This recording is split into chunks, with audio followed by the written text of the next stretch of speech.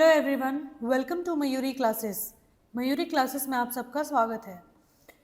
आज हम इस क्लास में जो मेन टॉपिक कवर करने वाले हैं वो है, आज से कुछ समय पहले झारखंड में जेपीएससी के द्वारा फॉरेस्ट रेंज ऑफिसर का एग्ज़ाम हुआ था, उसी का एमसीक्यूज़ करने वाले हैं हम। तो चलिए फिर स्टार्ट करते हैं क्लास को और ख़ुद को एनालाइज करते हैं। पहला क्वेश्चन स्क्रीन पर, उष्णकटिबंधीय घास के मैदानों को निम्नलिखित में से किस नाम से जाना जाता है? ऑप्शंस आपके सामने हैं।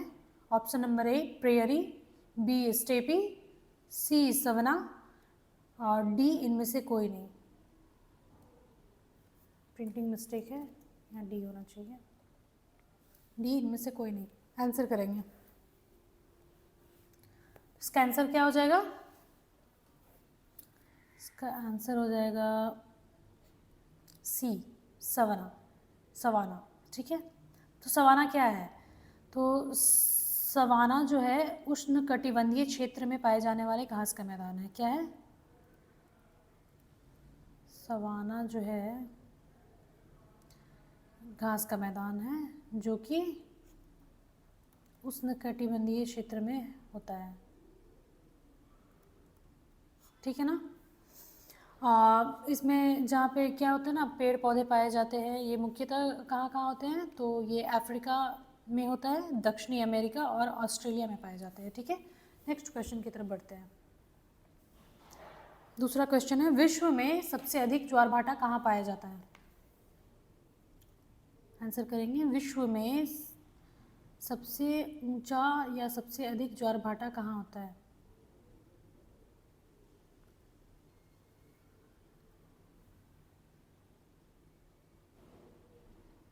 इसका आंसर क्या हो जाएगा?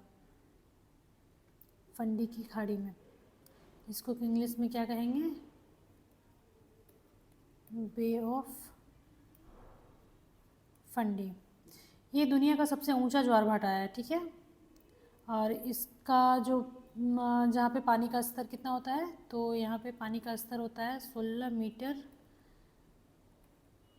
या 50 फीट तक ऊपर नीचे पानी होते रहता है, ठीक है। और ये जो होता है, ये प्रभाव पृथ्वी, चंद्रमा और सूर्य की गुरुत्वीय शक्ति के कारण होता है, ठीक है। आप सबको पता होगा। नेक्स्ट क्वेश्चन की तरफ बढ़ते हैं। हाल ही में भारत सरकार किस पहल का उद्देश्य वन क्षेत्र को बढ़ाना और जैव विविधता में सुधार करना है? बताएंगे? ऑप्शंस आपके सामने है। पहला ऑप्शन है हरित भारत मिशन, बी है राष्ट्रीय वन नीति, सी जैव विविधता क्रियान्वयन योजना और डी वृक्षारोपण अभियान। आंसर करेंगे, इसका आंसर क्या हो जाएगा? हरित भारत मिशन, ठीक है। हरित Bharat mission, green Indian mission को कब लॉन्च किया गया था? इसको 2014 में लाया गया था, ठीक है। 2014 में राष्ट्रीय कार्य योजना के तहत शुरू किया गया था। इसके उद्देश्य क्या था? तो वनों का संरक्षण, इसका उद्देश्य वनों का संरक्षण, वनों का विस्तार और जैव विविधता में सुधार, ठीक है। फोर्थ क्वेश्चन की तरफ बढ़ते हैं। निम्नलिखित में से कौन सी नदी अपने ऊपरी क्षेत्र में अद्वितीय काष्ठ स्थलाकृति के लिए जानी जाती है? आंसर करेंगे, निम्नलिखित में से कौन सी नदी अपने ऊपरी क्षेत्र में अद्वितीय काष्ठ टोपोग्राफी या फिर स्थलाकृति के लिए जानी जाती है? स्थलाकृति को इंग्लिश में क्या कहते हैं? टोपोग्राफी, ठीक है। आंसर करेंगे। क्वेश्चन ऑप्शंस आपके सामने हैं। ऑप्शन नंबर ए यांगत्जे, बी है मेकोंग, सी येलो और डी गंगा। तो इसका आंसर बताएंगे आप। इसका आंसर क्या हो जाएगा? तो ऑप्शन नंबर बी मेकोंग, ठीक है। तो मेकोंग रिवर जो है, मेकोंग रिवर, ये दक्षिणी पूर्व एशिया में बहती है और इसके ऊपरी क्षेत्र में चूना पत्थर पहाड़ों के कारण जो होता है ना, चूना पत्थर के पहाड़ों के कारण जो होता है काष्ठ स्थलाकृति विकसित हुई है, जिसमें इसकी वजह से क्या होता है, गुफाएं बनती हैं, है ना, जंगल में देखे होंगे सिंग होल्स आदि होल्स वगैरह होते हैं ना, वो सब इसी वजह से होता है। किस वजह से?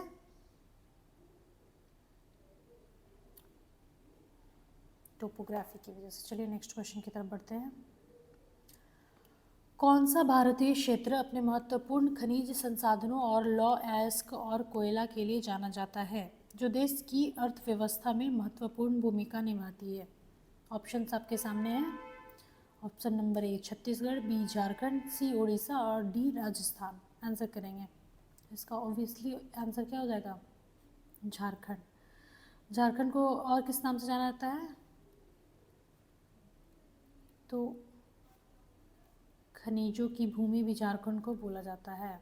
ठीक है, यहाँ पे लोहा अयस्क, कोयला, बॉक्साइट, यूरेनियम जैसे खनिज जो होते हैं बहुत मात्रा में पाए जाते हैं, जो भारत की औद्योगिक वृद्धि के लिए महत्वपूर्ण है। ठीक है, नेक्स्ट क्वेश्चन की तरफ बढ़ते हैं। क्वेश्चन नंबर 6 तो आंसर करेंगे। निम्नलिखित भारतीय नदियों को उनके प्रमुख जल प्रदूषण मुद्दों से सम्मिलित करें। ये मैच करने वाला है, तो जो भी ऑप्शंस दिए हो उसके सामने उसका ये दिया हुआ है, उससे आप पढ़ के मैच कीजिए कौन सा आंसर सही होगा।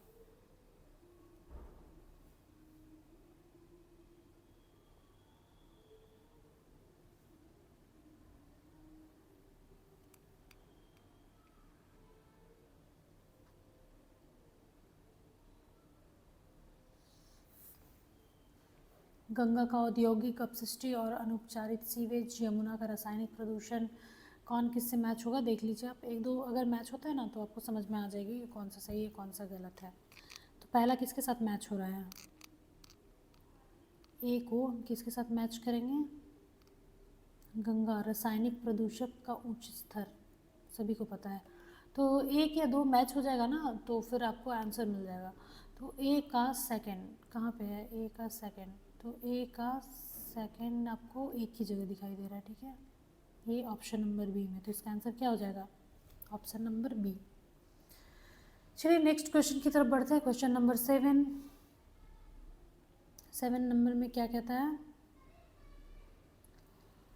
निम्नलिखित में से कौन टुंड्रा जलवायु क्षेत्रों में परिवहन का मुख्य साधन है? आंसर कीजिएगा। निम्नलिखित में से कौन टुंड्रा जलवायु क्षेत्रों में परिवहन का कार्य प्रमुख साधन है?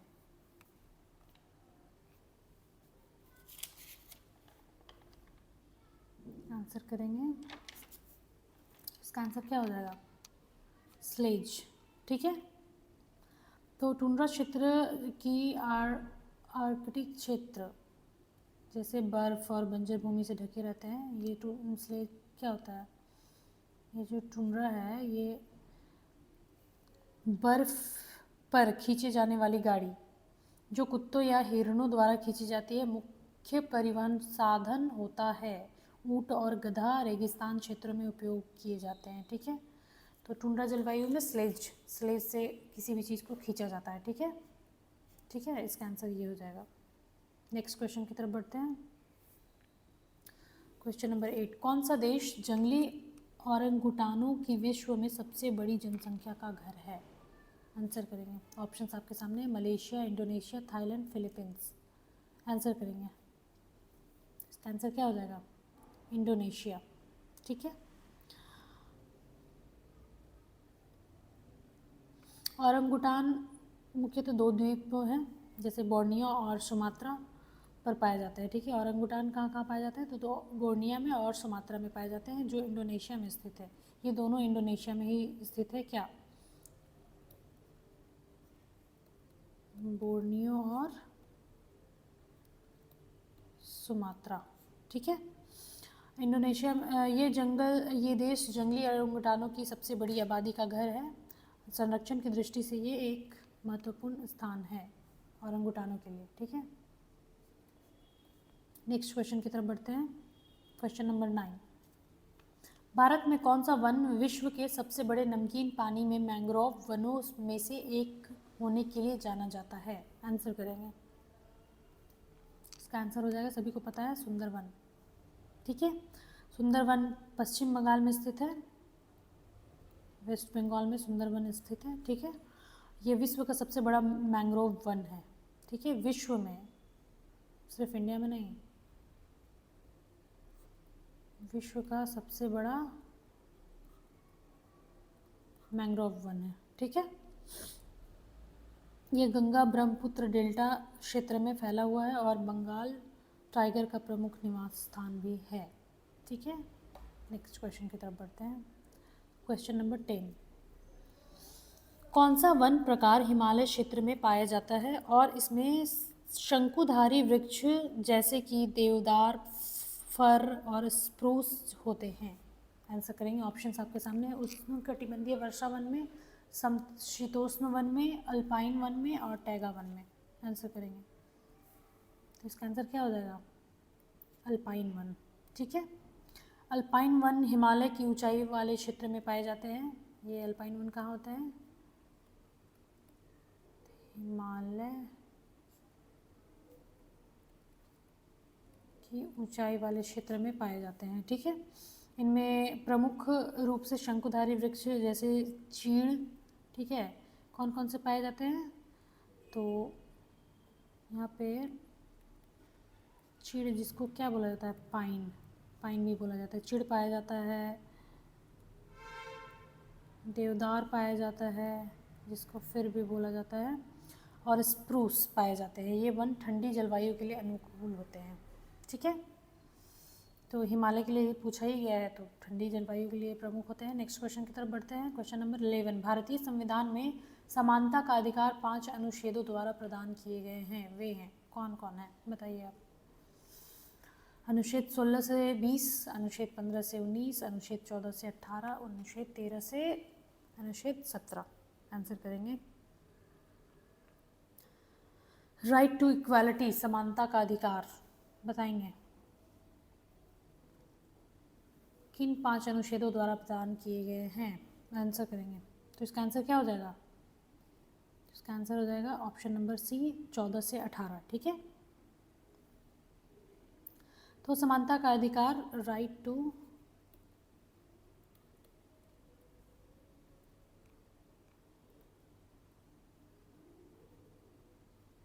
इक्वालिटी।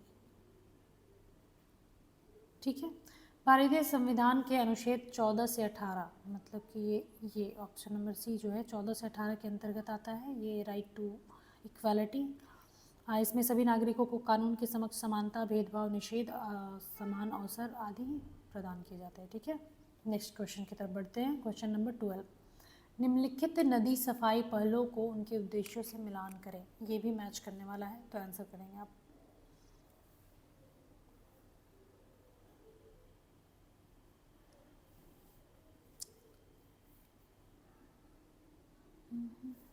इसका क्या हो जाएगा? इसको भी पहला मिलाना पड़ेगा ना एक आध, किससे? नमामि गंगे योजना, ये किससे मैच हो रहा है? नमामि गंगे योजना तो व्यापक प्रदूषण नियंत्रण और नदी तट जमुना सफाई, गंगा के अलावा अन्य नदियों में प्रदूषण और नियंत्रण, गंगा के साथ जल गुणवत्ता और शहरी विकास में सुधार की एकीकृत पहल। इसका आंसर इससे मैच करना चाहिए, थर्ड या फोर्थ। तो इसका मैच किससे होना चाहिए? ए का फोर्थ से। ठीक है, इससे तो यहाँ पे सर्च करेंगे ए का फोर्थ कहाँ है, तो क्वेश्चन नंबर ऑप्शन नंबर ए। ठीक है, आंसर एक मैच हो जाएगा तो बाकी सारे मैच हो जाएंगे। कभी कभी ऐसा होता है कि 2-3 एक ही ऑप्शन के जैसा मिलता जुलता होता है, तो उसमें मैच करने में दिक्कत होती है, पर मैक्सिमम 1 या 2 मैच कर लोगे तो हो जाएगा। ठीक है, नेक्स्ट क्वेश्चन की तरफ बढ़ते हैं। क्वेश्चन नंबर 13, चलिए क्वेश्चन नंबर 13, भारतीय संविधान के किस अनुच्छेद में सर्वोच्च न्यायालय की बैठकों में सेवानिवृत्त न्यायाधीशों की उपस्थिति का प्रावधान है? अनुच्छेद 126, अनुच्छेद 127, अनुच्छेद 128, अनुच्छेद 130। आंसर करेंगे, तो इसका आंसर क्या हो जाएगा? अनुच्छेद 128।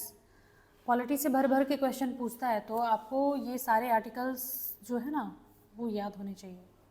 ठीक है, क्योंकि आपने देखा है ये मैं सीरियल वाइज क्वेश्चन करा रही हूँ, इसमें सारे जिस तरह से क्वेश्चन आए हुए हैं वो क्वेश्चन पेपर में मेरे पास क्वेश्चन भी है, मैं आपको नेक्स्ट क्लास में शो भी कर सकती हूँ, लेकिन आप लोगों को पॉलिटी पढ़ना चाहिए अच्छे से।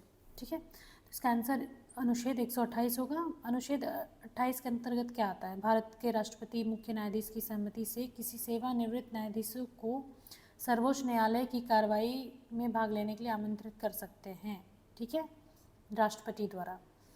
ठीक है, नेक्स्ट क्वेश्चन की तरफ बढ़ते हैं। क्वेश्चन नंबर 14, किस वर्ष से संसद के दोनों सदनों की कार्यवाही का सीधा प्रसारण किया जा रहा है? आंसर करेंगे। क्वेश्चन नंबर 14, किस वर्ष से संसद के दोनों सदनों की कार्यवाही का सीधा प्रसारण किया जा रहा है? तो आंसर करेंगे, इसका आंसर क्या हो जाएगा? तो ऑप्शन नंबर ए, दिसंबर 1994 से। ठीक है, दिसंबर 1994 से लोकसभा टीवी पर संसद की कार्यवाही का सीधा प्रसारण शुरू हुआ है, 1994 से। ठीक है, जिससे नागरिक को पारदर्शिता के साथ साथ लोकतांत्रिक प्रक्रिया को देखने का अवसर मिलेगा, इसलिए किया गया है। चलिए नेक्स्ट क्वेश्चन की तरफ बढ़ते हैं। क्वेश्चन नंबर 15, स्वतंत्र भारत में लोकसभा के प्रथम उपाध्यक्ष कौन चुने गए थे? आंसर करेंगे। स्वतंत्र भारत में लोकसभा के प्रथम उपाध्यक्ष कौन चुने गए थे? इसका आंसर क्या हो जाएगा? Option number C. ठीक है, अंतशायनम अयंगार, इन्हें चुना गया था उपाध्यक्ष। ठीक है, नेक्स्ट क्वेश्चन की तरफ बढ़ते हैं। भारतीय संविधान के किस अनुच्छेद में राज्यों में विधान परिषद के निर्माण या समाप्ति का प्रावधान है? ऑप्शंस आपके सामने है। अनुच्छेद 168, अनुच्छेद 169, अनुच्छेद 170, अनुच्छेद 171। आंसर करेंगे। मैंने बोला ना, पॉलिटी से क्वेश्चन भर भर के पूछा, और पॉलिटी में भी आर्टिकल से सबसे ज़्यादा क्वेश्चन पूछा है, अनुच्छेद से। तो आंसर करेंगे, इसका आंसर क्या हो जाएगा? ऑप्शन नंबर बी, 169 अनुच्छेद। अनुच्छेद 169 के अनुसार यदि संसद एक विधेयक पारित करती है तो किसी राज्य की विधान परिषद का निर्माण या समाप्त किया जा सकता है। ठीक है, अनुच्छेद 169 के द्वारा। नेक्स्ट क्वेश्चन की तरफ बढ़ते हैं। क्वेश्चन नंबर 17, भारतीय संविधान में निम्नलिखित में से कौन सा संशोधन राष्ट्रपति को किसी मामले को मंत्रिपरिषद द्वारा पुनर्विचार के लिए वापस भेजने का अधिकार प्रदान करता है? आंसर करेंगे। 39वां संशोधन, 40वां संशोधन, 42वां संशोधन या 44वां संशोधन? आंसर करेंगे, तो इसका आंसर हो जाएगा 44वां संशोधन। ठीक है, 44वां संशोधन कब हुआ था? तो 1978 में के अंतर्गत राष्ट्रपति को यह अधिकार दिया गया है कि वह मंत्रिपरिषद से सलाह पर पुनर्विचार हेतु अनुरोध कर सकता है। ठीक है, नेक्स्ट क्वेश्चन की तरफ बढ़ते हैं। क्वेश्चन नंबर 18, भारतीय संविधान का कौन सा अनुच्छेद भारत के राष्ट्रपति को उच्च न्यायालयों में अपर और कार्यवाहक न्यायाधीशों की नियुक्ति करने का अधिकार देता है? ऑप्शंस आपके सामने हैं। अनुच्छेद 222, अनुच्छेद 223, अनुच्छेद 224, अनुच्छेद 225। आंसर करेंगे आप। इसका आंसर क्या हो जाएगा? ऑप्शन नंबर सी, अनुच्छेद 224। अनुच्छेद 224 के अनुसार राष्ट्रपति को यह अधिकार है कि वह उच्च न्यायालय में कार्यभार अधिक होने या रिक्ति की स्थिति में अतिरिक्त या कार्यवाहक न्यायाधीश को नियुक्त कर सकता है। क्या कर सकता है? तो नियुक्त कर सकता है हेल्प के लिए। ठीक है, नेक्स्ट क्वेश्चन की तरफ बढ़ते हैं। क्वेश्चन नंबर 19, निम्नलिखित में से भारतीय संविधान का कौन सा अनुच्छेद यह प्रावधान करता है कि संघ का कर्तव्य होगा कि वह बाहरी आक्रमण और आंतरिक अशांति के प्रत्येक राज्य की रक्षा करे? आंसर करेंगे। अनुच्छेद 215, अनुच्छेद 275, अनुच्छेद 325, अनुच्छेद 355। आंसर करेंगे, इसका आंसर क्या हो जाएगा? तो अनुच्छेद 355। ठीक है, नेक्स्ट क्वेश्चन की तरफ बढ़ते हैं। क्वेश्चन नंबर 20, भारतीय संविधान के किस अनुच्छेद में भारत के सर्वोच्च न्यायालय में तदर्थ न्यायाधीशों की नियुक्ति का प्रावधान है? ऑप्शंस आपके सामने हैं। अनुच्छेद 126, अनुच्छेद 127, अनुच्छेद 128, अनुच्छेद 129। आंसर करेंगे। इसका क्या सही आंसर होगा? तो ऑप्शन नंबर क्या हो जाएगा? बी, अनुच्छेद 127 सॉरी, अनुच्छेद 127। चलिए नेक्स्ट क्वेश्चन की तरफ बढ़ते हैं। Question number 21। भारत के नियंत्रक एवं महालेखा परीक्षक, जिसे कैग भी कहा जाता है, को केवल उसी प्रकार और उसी आधार पर पद से हटाया जा सकता है जिस प्रकार संघ लोक सेवा आयोग के अध्यक्ष को, या फिर उच्चतम न्यायालय के न्यायाधीश को, या अटॉर्नी जनरल को, या लोकसभा के अध्यक्ष को कैसे हटाया जा सकता है? आंसर करेंगे।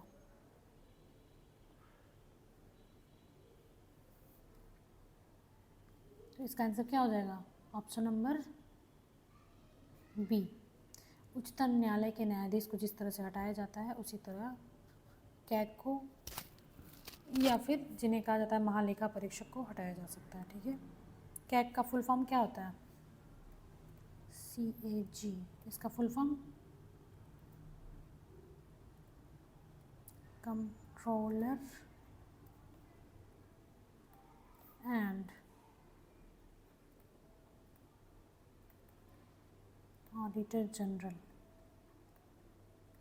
ठीक है, ये होता है। चलिए नेक्स्ट क्वेश्चन की तरफ बढ़ते हैं। Question number 22। भारतीय संविधान के किस संशोधन द्वारा शासकों को प्रीवी पर्स राजभत्ता को समाप्त कर दिया गया था? आंसर करेंगे। ऑप्शंस आपके सामने हैं। 25वां संशोधन अधिनियम या एक्ट, 26वां संशोधन एक्ट, 42वां संशोधन एक्ट, या 44वां संशोधन एक्ट या अधिनियम। आंसर करेंगे। इसका आंसर क्या हो जाएगा? ऑप्शन नंबर बी, 26वां संशोधन एक्ट। ठीक है, तो ये कब हुआ था? तो 1971 में किए गए 26वें संविधान संशोधन द्वारा प्रीवी पर्स राजाओं को दिया जाने वाला वार्षिक भत्ता, ठीक है, समाप्त कर दिया गया था, जिससे राजशाही की शेष पहचान समाप्त हो गई थी।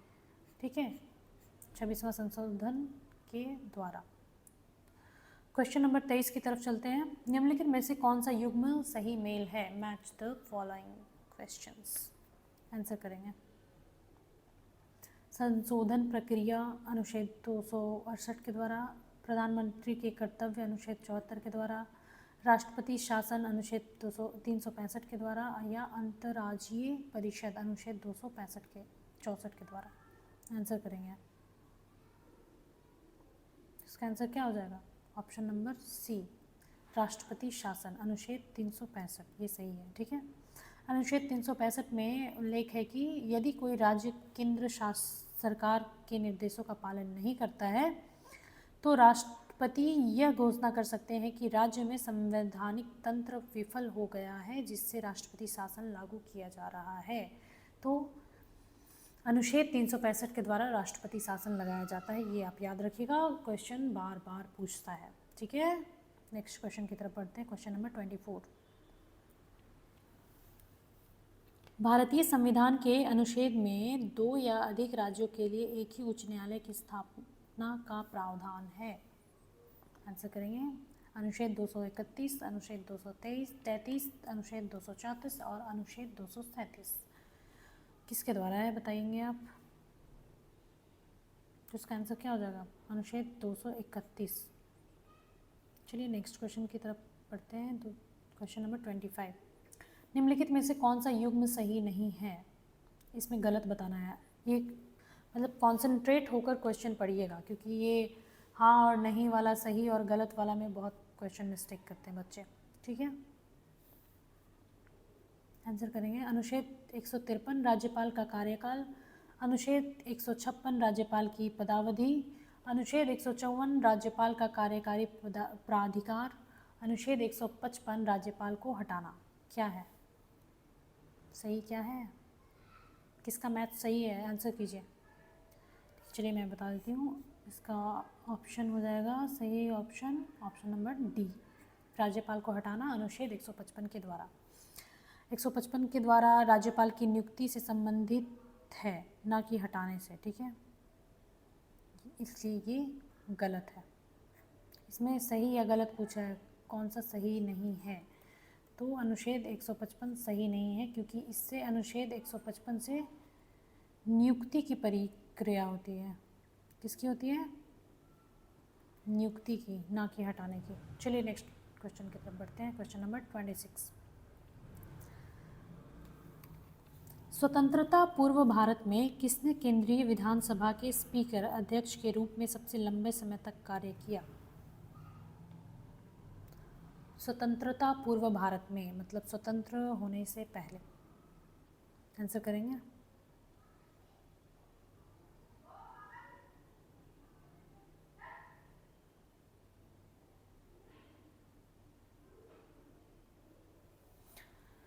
इसके आंसर में थोड़ा कन्फ्यूजन है। वैसे तो ये होना चाहिए, ये थोड़ा आप देख लीजिएगा, नेट पे सर्च कर लीजिएगा। एक ऑप्शन ये, एक ये, मुझे तो इस पे ज़्यादा लग रहा है, लेकिन आप एक बार मैच कर लीजिएगा, ठीक है। नेक्स्ट क्वेश्चन की तरफ बढ़ते हैं। क्वेश्चन नंबर 27 की तरफ। चलिए, भारतीय संविधान का कौन सा अनुच्छेद विधेयकों पर अनुमति से संबंधित है? आंसर करेंगे। भारतीय संविधान का कौन सा अनुच्छेद विधेयकों पर राष्ट्रपति से सहमति से संबंधित है? अनुच्छेद 150, अनुच्छेद 200, अनुच्छेद 250, अनुच्छेद 252। आंसर करेंगे। इसका आंसर क्या हो जाएगा? ऑप्शन नंबर बी, अनुच्छेद 200। ठीक है। अनुच्छेद 200 राज्यपाल को यह अधिकार देता है कि वह राज्य विधानसभा द्वारा पारित किसी विधेयक को मंजूरी दे, अस्वीकृति करे या राष्ट्रपति को भेजे। ठीक है, ये राज्यपाल के पास होता है ये डिसीजन लेने का, अनुच्छेद 200 के तहत। चलिए नेक्स्ट क्वेश्चन 28 की तरफ बढ़ते हैं। निम्नलिखित में से कौन सा युग्म सुसंगत नहीं है, मतलब कि सही नहीं है? यहाँ पे ध्यान देना बहुत ज़रूरी है। क्वेश्चन अगर सही से नहीं पढ़ेंगे आप तो आंसर नहीं कर पाएंगे, इसलिए क्वेश्चन बहुत अच्छे से पढ़िए, आराम से पढ़िए, उसके बाद आंसर करना शुरू कीजिए। ऑप्शंस आपके सामने। अनुच्छेद 52 राष्ट्रपति का चुनाव, अनुच्छेद 56 राष्ट्रपति का कार्यकाल, अनुच्छेद 61 राष्ट्रपति द्वारा शपथ या प्रतिज्ञान, और अनुच्छेद 58 राष्ट्रपति के रूप में चुनाव के लिए योग्यता। आंसर करेंगे।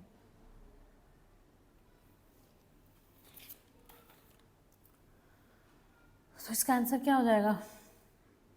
ऑप्शन नंबर सी, अनुच्छेद 61 राष्ट्रपति द्वारा शपथ या प्रतिज्ञान। ठीक है।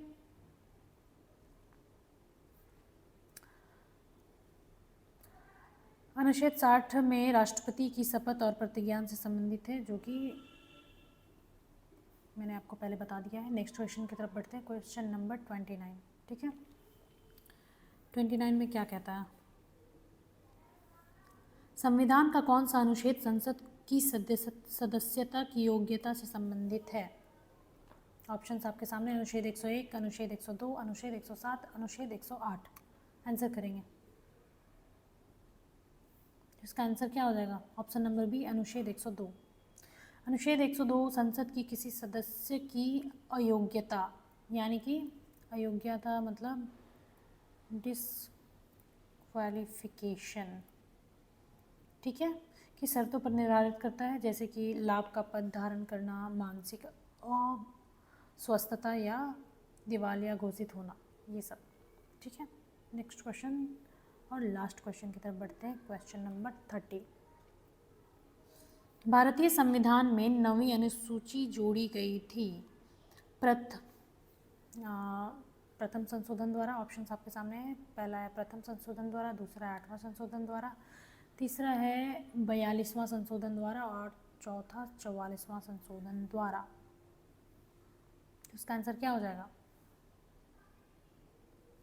इसका आंसर हो जाएगा प्रथम संशोधन द्वारा। ठीक है। प्रथम संशोधन कब हुआ था? तो 1951 में। ठीक है। और कौन से अनुसूची पूछा जाएगा? तो 9वीं अनुसूची द्वारा, ठीक है, जोड़ी गई थी, जिसमें भूमि सुधार जैसे कानूनों को न्यायिक समीक्षा से बाहर रखने का प्रावधान किया गया था। ठीक है। आज के लिए इतना ही। कल हम इसके आगे कंटिन्यू करेंगे। हमें 150 क्वेश्चन कवर करने हैं, ठीक है ना? तो आगे कंटिन्यू कल करेंगे। आज के लिए thank you, thanks for watching.